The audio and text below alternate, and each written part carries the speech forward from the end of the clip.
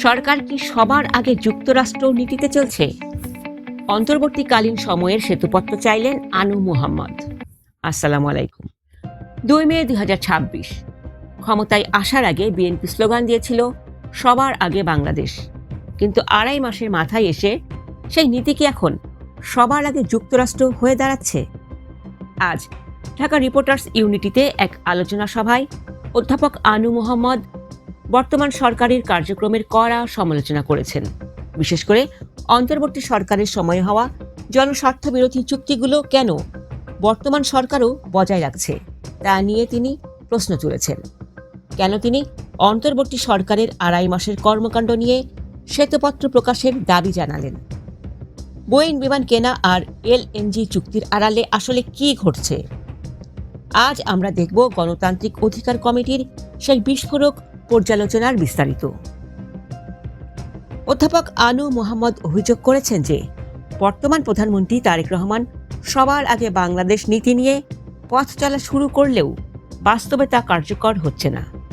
তিনি দাবি করেন, অন্তর্বর্তী সরকারের শেষ সময়ে যুক্তরাষ্ট্রের সাথে যে বাণিজ্য চুক্তি হয়েছে তা জাতীয় স্বার্থের পরিপন্থী।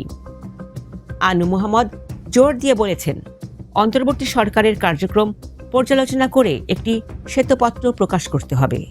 তিনি প্রশ্ন তোলেন, সেই সময়ে এলএনজি আমদানির যে চুক্তি পেট্রোবাংলা জানত না, কিংবা বিমান কেনার যে সিদ্ধান্তের বিষয়ে বিমান কর্তৃপক্ষ অবহিত ছিল না, সেই একই ধারা বর্তমান নির্বাচিত সরকার কেন বয়ে বেড়াচ্ছে?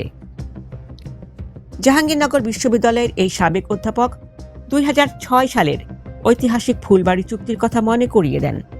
তিনি অভিযোগ করেন, আওয়ামী লীগ সরকারের মতো বর্তমান বিএনপি সরকারও উন্মুক্ত পদ্ধতিতে কয়লা উত্তোলনের সম্ভাব্যতা যাচাইয়ের চিন্তা করছে, যা জনগণের সাথে হওয়া চুক্তির সরাসরি লঙ্ঘন। যেখানে সারা বিশ্ব কয়লা থেকে মুখ ফিরিয়ে নিচ্ছে, সেখানে কেন বাংলাদেশ আবারও পরিবেশ ধ্বংসকারী আমদানিমুখী কয়লা ও উন্মুক্ত খনির পথে পা বাড়াচ্ছে? আনু মুহাম্মদ দাবি করেন, দেশি বিদেশি লবিস্টদের স্বার্থ রক্ষায় উৎপাদন অংশীদারি চুক্তিগুলো কোম্পানির অনুকূলে সংশোধন করা হচ্ছে।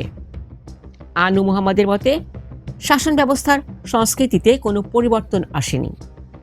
আওয়ামী লীগের আমলে যেভাবে বিনা বিচারে আটক বা সন্ত্রাস বিরোধী আইনের অপব্যবহার করা হতো, বর্তমান সরকারের 2.5 মাসেও একই প্রবণতা দেখা যাচ্ছে। তিনি স্পষ্ট হুঁশিয়ারি দিয়েছেন যে 71-এর গণহত্যা হোক কিংবা 24-এর ছাত্র জনতার আন্দোলন, কোনো হত্যাকাণ্ডেরই দায় মুক্তি দেওয়া যাবে না। ইতিহাসের প্রতিটি লড়াইয়ের পর্যালোচনা করেই সামনে এগোতে হবে। সবাই গণতান্ত্রিক অধিকার কমিটির পক্ষ থেকে জুলাই হত্যাকাণ্ডের দ্রুত বিচার এবং নিত্যপণ্যের দাম কমানো সহ 13 দফা দাবি উত্থাপন করা হয়। দর্শক, আনু মুহাম্মদের এই শ্বেতপত্র প্রকাশের দাবি কি সরকার আমলে নেবে? সবার আগে বাংলাদেশ স্লোগান কি কেবলই রাজনৈতিক কৌশল, নাকি বাস্তব প্রতিফলন? বোয়িং চুক্তি আর উন্মুক্ত কয়লা খনি নিয়ে সরকারের স্বচ্ছতা নিয়ে আপনার মন্তব্য কি? কমেন্টে আপনার মূল্যবান মতামত জানান। দেশের রাজনীতির প্রতিটি গুরুত্বপূর্ণ মোড় এবং জনস্বার্থের খবর সবার আগে পেতে আমাদের সাথেই থাকুন। ভিডিওটি শেয়ার করে সত্যটি সবাইকে জানিয়ে দিন। ধন্যবাদ।